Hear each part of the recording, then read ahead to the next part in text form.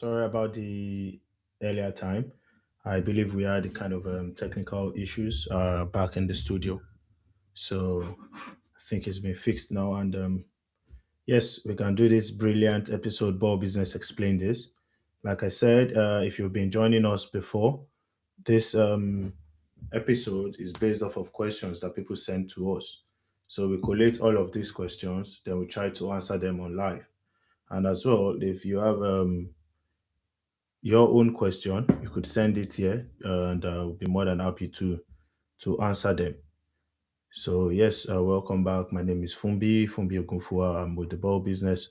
Back in the studio is Tumishe Omosai, popularly known as Mr. Ben, by a lot of our community members.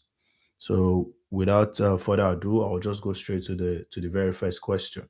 Remember, contribute. This is a very interactive session. If you have questions, put it on the live chat. If you have comments, put it on the live chat. It's a very interactive one, and I'll try as much as possible to be very honest.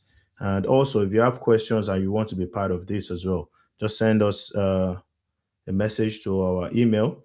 You can send a message to us on WhatsApp or personally if you have my Instagram or LinkedIn. So the very first question said, I got my result last week. I passed. I should be celebrating. But honestly, I am panicking. I have a license and I have no idea what to actually do with it. So where do I start? I've said this time and time without numbers.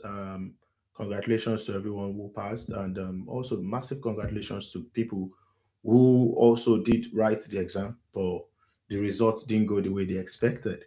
I'm going to take a cue from the word of Thomas Edison, who said, before he got the light bulb, he has tried 10 times, 10,000 times actually, 10,000 times. So he said, I've not failed, but I've only found 10,000 ways that it wouldn't work.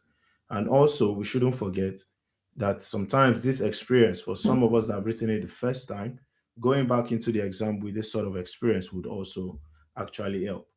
So yes, for the person who asked that is panicking and has got the license but have no idea what to do with it, I would say it's normal for you to panic. To be very honest, it's normal for you to panic, but I would say you should get hold of yourself as soon as you can, as quickly as you can. Going back to your next questions, you have no idea what to actually do with it and where do I start.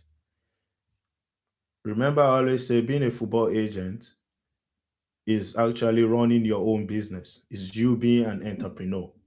So the question, where do I start, is to first to log the foundation of your business.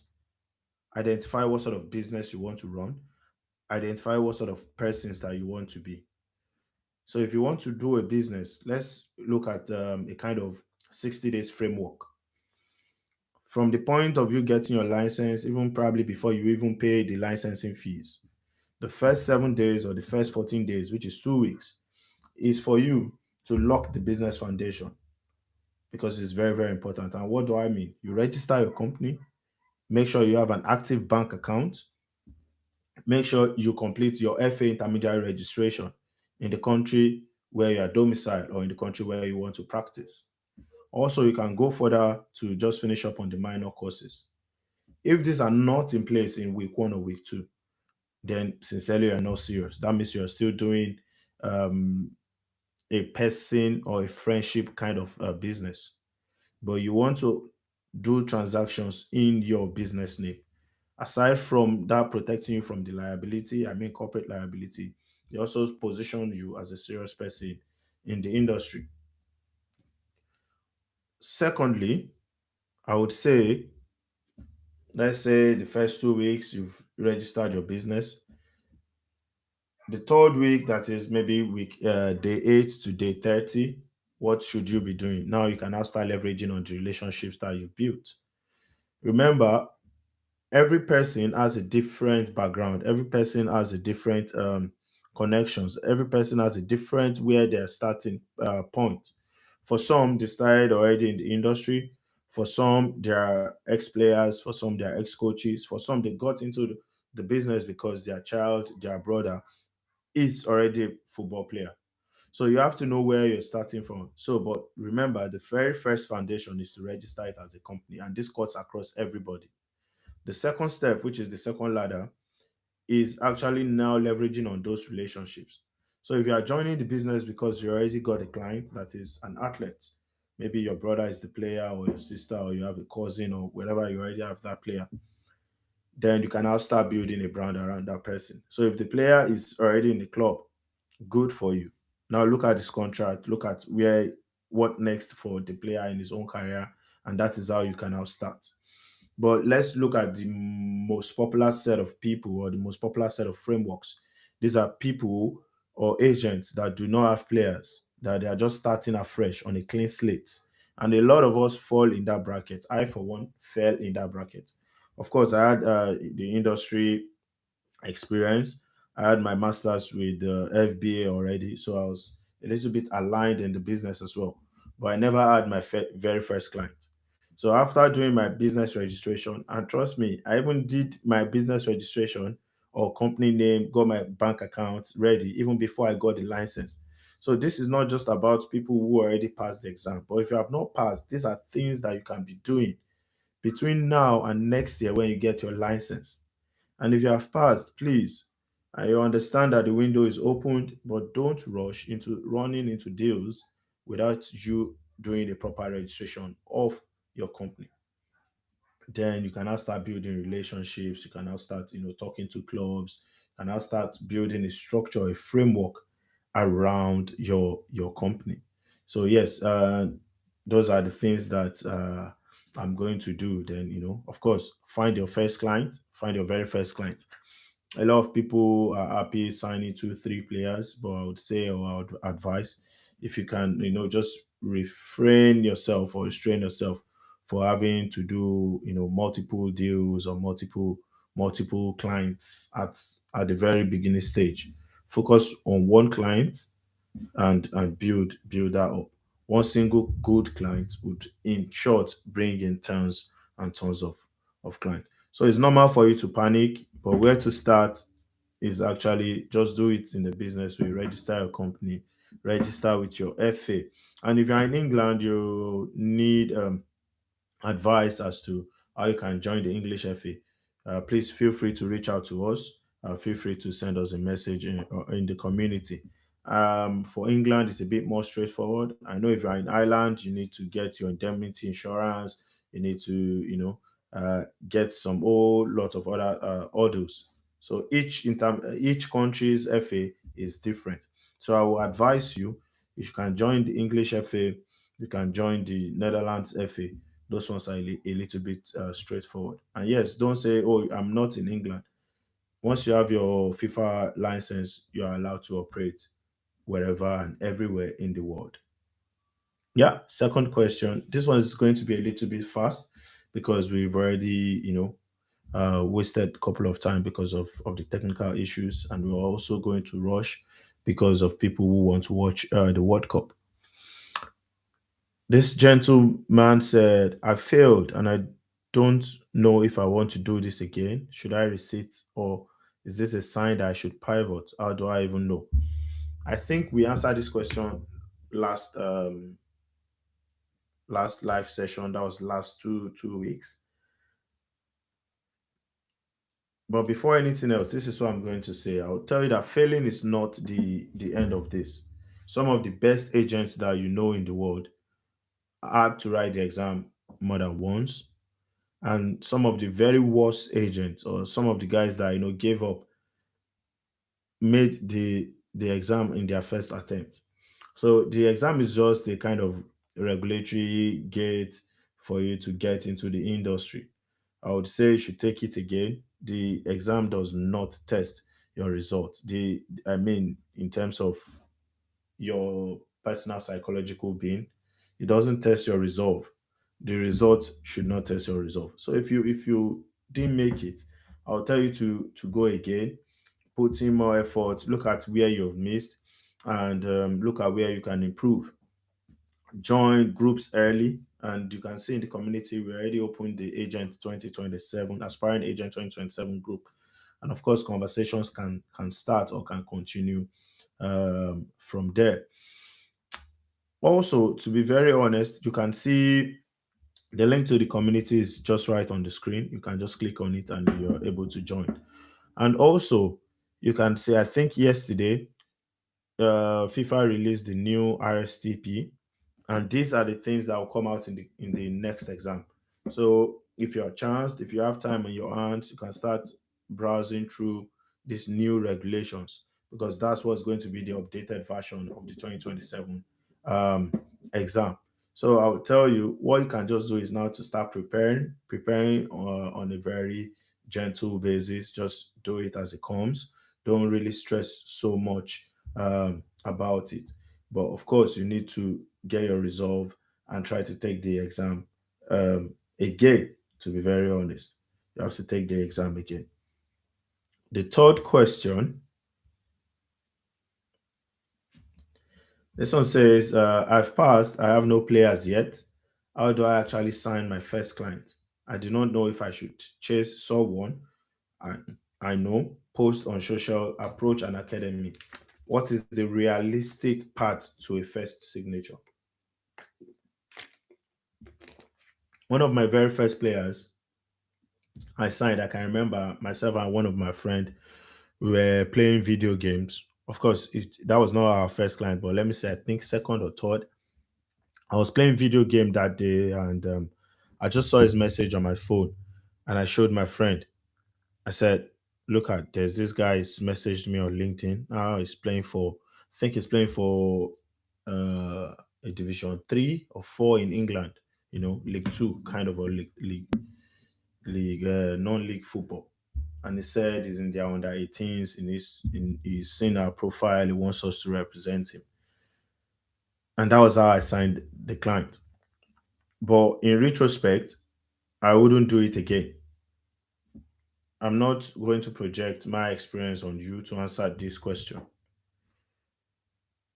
but I'm going to answer this question based on experiences, based on averages of what already works for a lot of people. Before I digress from the story, so we signed this client, looking amazing, wanting to help, met with his parents. I had to travel. It was around Manchester area, so our office is based in Sheffield. So I have to travel from Sheffield to Manchester, meet up with the parents. And this was from LinkedIn, very young boy. And so we did a video, did a CV. The dad is an amazing person. We still keep in touch. Then we started, working on the guy and things like that. Then there was the other player in which we already knew from grassroots, already knew with an academy, already have a kind of connections, and we went through and signed from the academy. These are different ways that you can sign players. Either you meet them on social media or it is through somebody that you met. There are no single ways as to how to sign your first client. But one thing you should look out for is quality. Quality in personality and quality in ability. If the quality in ability is good and the personality is bad, or the people surrounding the player is bad, I will tell you not to go for it.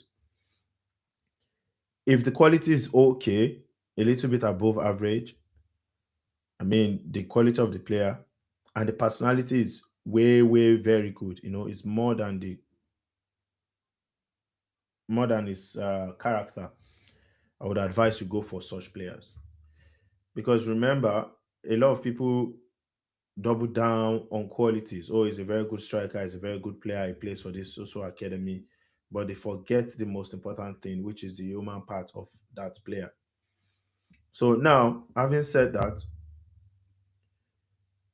socials, approach, and academy, you can do any of those two. And I've given you practical examples on how we did that ourselves or how I did that myself. But one thing you should not miss, and why I'm putting this is because a lot of us don't put that in the question when we are making that decision. We are so concerned about where and how or when to sign the player. But the question we fail to ask ourselves is which or what type of player is that person? Personality is as important as wherever you meet the player, maybe online or via an academy. That does not really matter. But what matters is the quality in ability and the quality in personality. So the two of them has to be very, very, very good. And also, there should be a kind of a checklist. You have to look at who surrounds the player, who is his dad, who is his mom, who are his brothers, who does he listen to? Because you are in the human relationship business. Imagine you have a client and your job as an agent, or one of your primary role as an agent is to advise that player. And you're speaking to the player doesn't respond to you, or you're advising the player, but they have their own mindset. You would think this would not happen, but trust me, it did. Even to experienced agents, it does happen. I've had my fair share of that. You know, I can remember one of those times. I think it was January of 20. Is it January of 2024 or January of 2025 or December? The winter windows, and I think two or three times I drove from Sheffield, England, down to Wales, to the end of Wales. Because if I mention the place, probably might give the clients away. Made negotiations with the club, met with the coach, met with the club director, and they were happy to take this player on board. Having done all of those journeys, drove the player back and forth, did those trips. Sometimes I would have to drive around maybe four in the evening or three in the evening, and I won't get home until 4 in the morning or three, because I'll go to the trainings, drive back. It was like a 6 hours drive back and forth in the deep pile of snow, running and cutting through mountains. But then for the players to sign, trust me, the player didn't sign. The player went ahead to sign to another club, stating reasons that were for me did not really make sense. Of course, we need to support the players to make their own decisions, but you as an agent, sometimes you know what is best for that player at that particular point. And he said, oh, he was talking to this other person, this uncle advised him to do this. And I said, okay, makes sense, go ahead. But you knew that you were not going to sign for this club while I was making these travels. You should have just, let us know and things like that.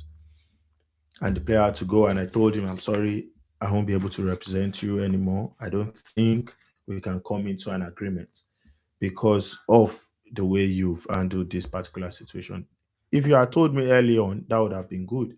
So character sometimes is very, very important. Not even sometimes, most times you must have somebody that you can relate with.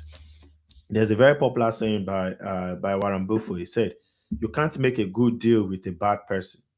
You cannot make, let me tell you again, you cannot make a good deal with a bad person. You cannot, let's now switch it or put it in a framework that really concerns us. You cannot sign a good deal or a good rep contract with a bad player, with a player that has a bad character.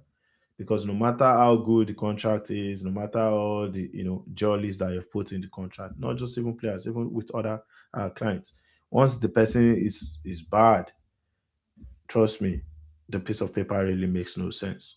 But a bad contract with a good person, you guys can still mitigate, you guys can still come to an understanding. But in all of this, what am I saying is you can sign probably on socials, you can sign in an academy, that does not really change anything. But you must look at the person. You must also prioritize who is the person. Is this person coachable? Is this person's family reasonable? Is this person, going to be reasonable and see this as a joint venture, and see this as a joint business? Then you can go ahead and sign your players. Yes. So those are the things that you should look at. Question four, the fourth questions that we have here is there's a player I've been talking to throughout the wait. Now I am licensed. He wants to sign with me. Do I send him an agreement? What do I need in place before that signature? I think this is a very good question, and I'll continue from remember what I said. I said you can't make a good deal with a bad person. So just make sure the person is a good person, or you yourself you are a good person. So yes, this is the moment where you need to slow down, and to it's just an irony because As an agent, you'll be facing these sort of situations all the time. Currently, there's a player that we are trying to secure a trials for, and we've gone really far into the trial negotiations. We've even done we've submitted the visas. Then it's time for the rep agreement. We sent the rep agreement to somebody there in the academy to speak to the player, and the player was going to sign. And I told him, you know what, don't let this player sign. Let's have a meeting with him. Let him take his time. Let him take this rep agreement. Let him take it to his uncle, take it back home, find a lawyer, and let him read it. And they were really surprised. I said it's nice because, of course, I'm from Nigeria, so we have a lot of players who, once they see you wanting to give them opportunity, they are very eager to put pen to paper, especially when you already have that sort of reputation to move players out and away from your country. So they were very eager to sign, or he was very eager to sign. And I think hopefully he will sign tomorrow because it's been almost a week now. And I told him, what, let's have a meeting, let's jump on a call. Just take your time. Don't I know you want to sign, I know you want to join ball business, but please take your time and read this and send this agreement to your uncle. Let him send it to another uncle or his lawyers. And before you put pen to paper. So I would advise this is the place to calm down. Whenever you want to sign that rep agreement or whatever agreement at all, even if you have agreed personal terms, even if you already have a verbal agreement, I would advise that you slow down. And why do I say that? First, make sure that there are no mistakes, there are no errors. We've seen instances where the passport number on the rep agreement, because agents we just do a copy and paste template because we already have a kind of a rep agreement template. So we just change the name, and probably maybe if it's a bigger player, the commissions might be a bit reduced. If it's an established players would not want to give out 10% of their salary. Some will even tell you 3 or 5% max. So those are just the little things that we change and the clauses because there's already a template we use. We just give it to the players. So this particular one, the material was the material difference was that his passport number was replaced or was not changed. It was mixed up with another person's own, and that caused issues in future. Actually, if you even put that representation agreement with those mistakes, if you want to upload it in or on the FA platform, the England platform, because the FIFA platform is suspended, but the English platform, you still need to upload it. It will be rejected. It will be sent back to you. So you need to make sure all of these things are in place. Of course, I would also advise you to walk your players through the contract, read it to them, let them understand. And this is not even on a formal basis. The player trusts you more. I've seen instances where some of our players would say, "Oh, I can't imagine. I was discussing with my colleagues." Because when you start representing these players, they tell you some of the things that goes on in the dressing room when you're just having that relaxed conversation or over the phone.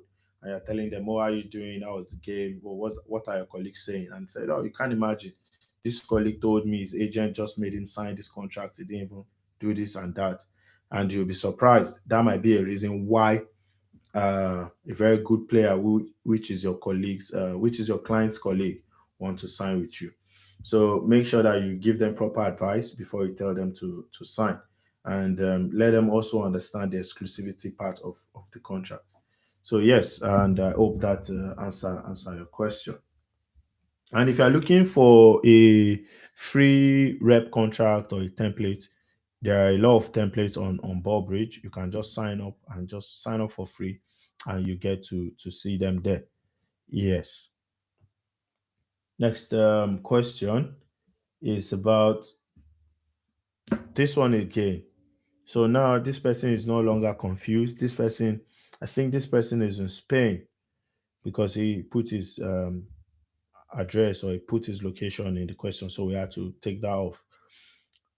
He said, I've got offers to join some agencies. I passed, by the way. These agencies, how do I evaluate them? Because I won't get information till I join one. Or should I just go solo since I've already built some momentum? A lot of people already know where I stand. I'm very big on mentorship, and I'm very big on you learning by the ropes. Also, I'm also very big on starting on your own, or at least build something by the side. Whether you are with an agency, whether you're working with a group of other agents, I would say build your own reputation by the side while you are working with other people. It is very, very important. It depends on also where you are and what the agency is offering. If the agency is going to offer you pay to work for them or commissions to work for them, I would say just go in and click into the agencies. But these are the questions that you should ask. Who are you reporting to? Who are you going to be working alongside? And how is your pay structure? Then, importantly, is ask them your players. Are you going to be retaining your players once you want to leave, or the players become the agents' players? We know a lot of big agencies, that a lot of agents want to work off the back of their reputation. We see that a lot in Europe, and they say, "Oh, actually with these agents," and and it gives them access to clubs.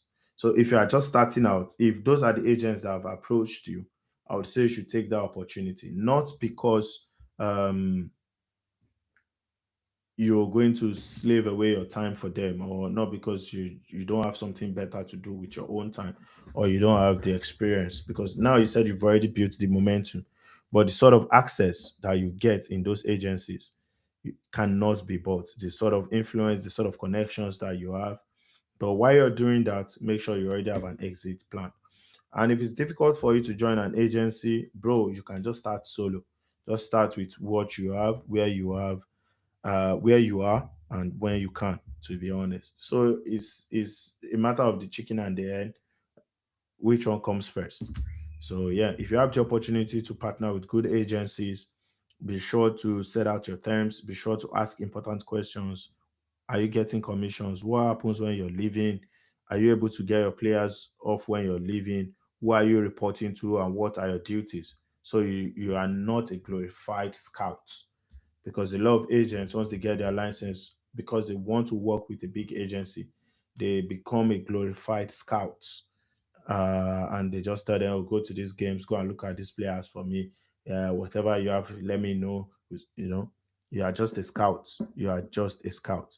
But if it's an agency that is going to show you the ropes, get you offers, cut you a part of the cake, I'll tell you to take it.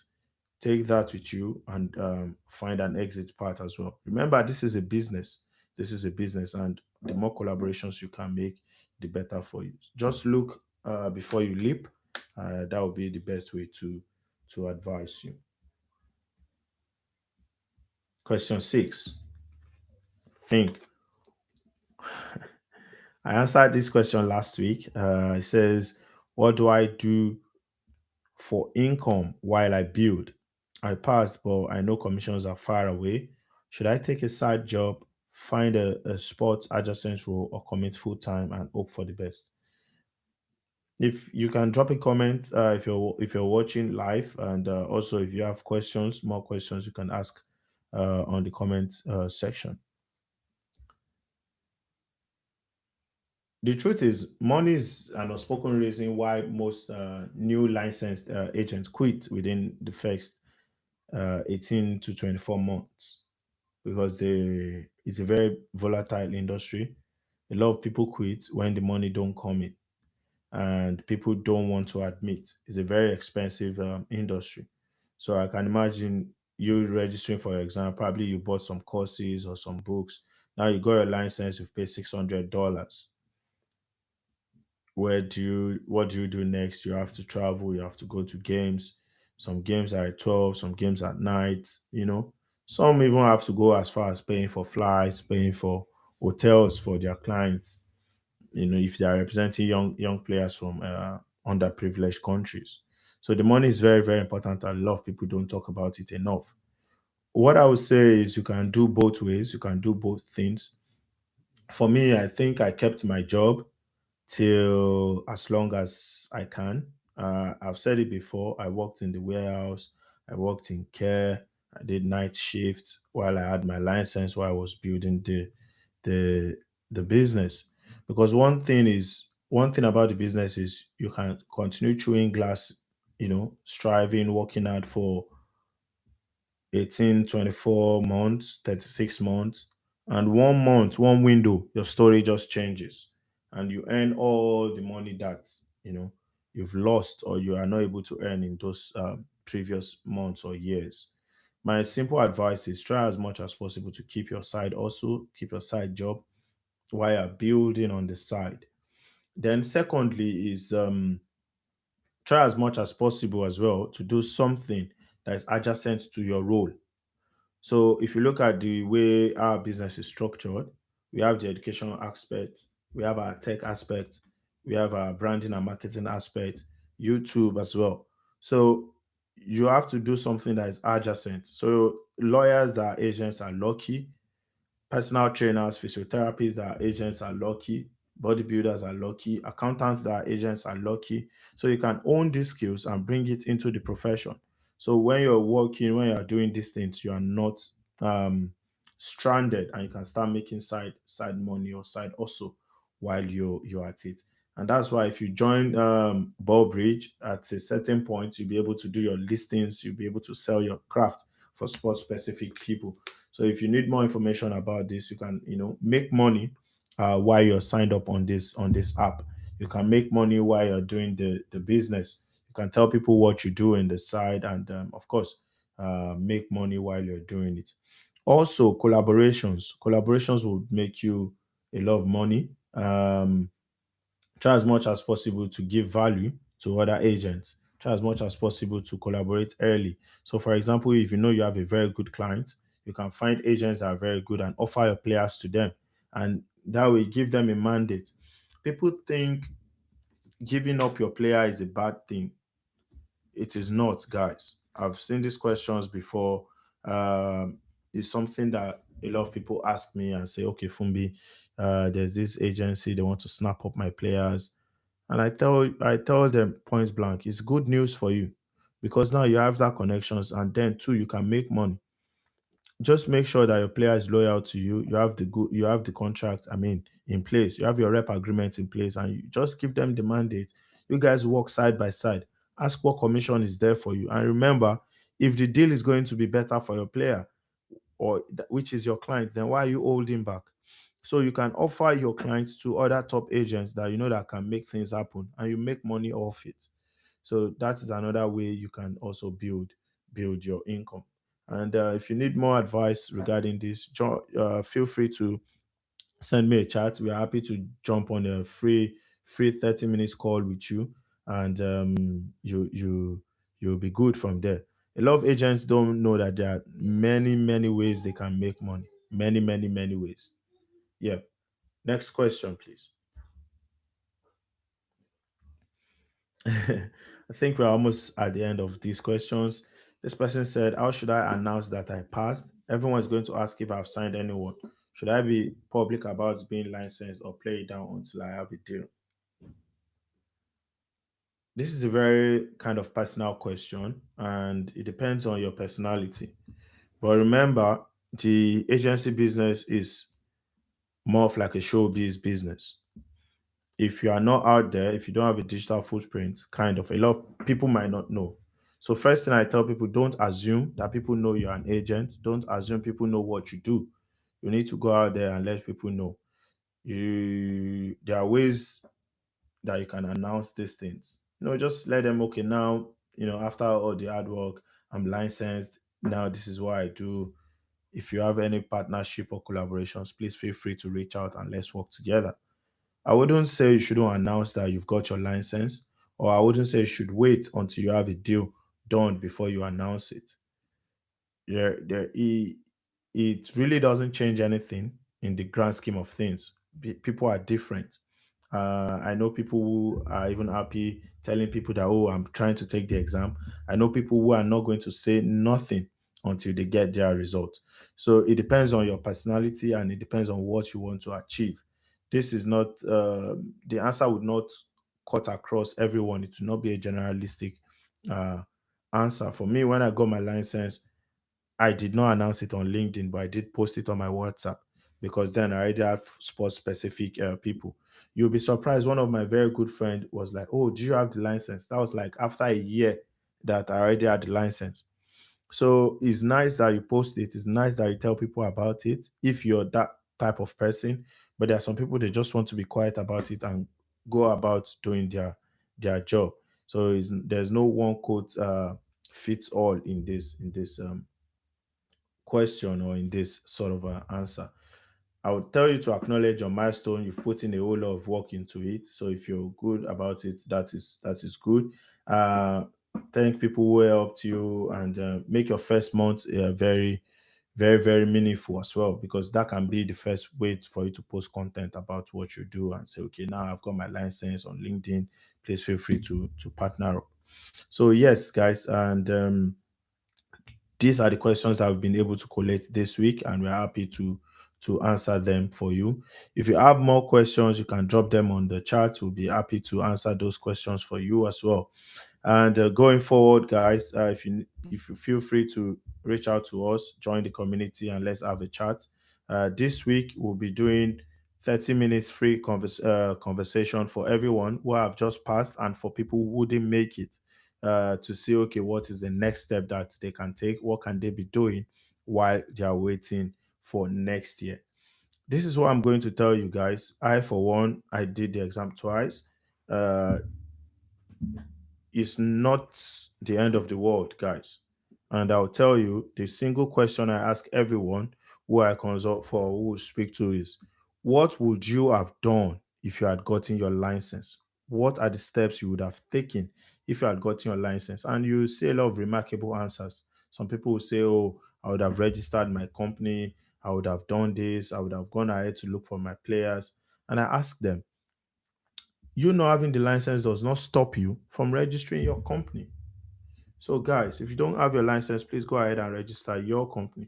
We registered BallBusiness way before I got my license.